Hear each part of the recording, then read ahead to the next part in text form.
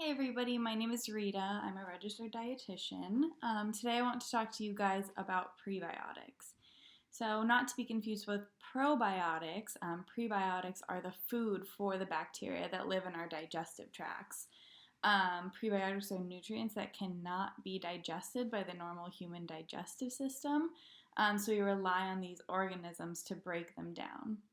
Another key element of prebiotics is that they must have a benefit for the host, which in this case is us, the human.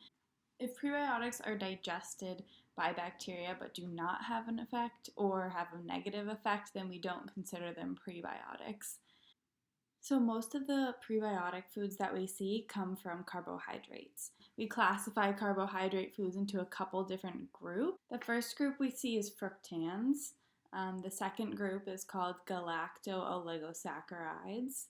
Our third group is our resistant starch. Then we have oligosaccharides that come from pectin, and then we have our non-carbohydrate oligosaccharides. Scientists believe that all of these groups help nourish different types of bacteria.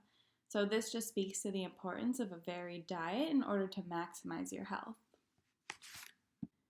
So you're probably wondering what you should actually be eating and what these prebiotic foods are. But before I go into that, I just want to say that if you have a known history of irritable bowel syndrome, you do want to be wary of some of these food groups.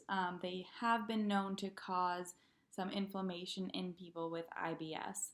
Actually, the low FODMAP diet, which is prescribed to some people with IBS, involves eliminating some of these food groups.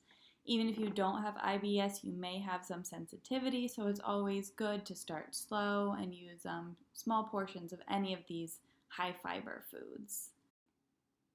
So on your screen, you can see a list of foods that fall into each of these categories.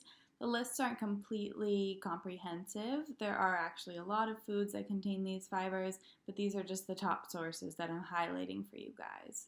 So starting with the fructans, and we go into the galacto-oligosaccharides. We have our resistant starch, which is actually usually a food additive, and these are the names you can find it under. Just the regular oligosaccharides, which tend to overlap with the other groups. And then you have your non-carbohydrate oligosaccharides. So flavanols are actually just a type of phytochemical or a nutrient that's found in plant foods. They haven't been researched to a point where we know everything that they do, but we can identify a couple good benefits for the human body. So all of the foods that I just listed are part of a healthy diet. Incorporating all these sources of fiber into your daily routine will ensure that you have good health overall, not just in your gut microbiome. I hope you guys enjoyed this video and look out for more information about the microbiome, prebiotics, probiotics, fiber, and all things nutrition. Thanks.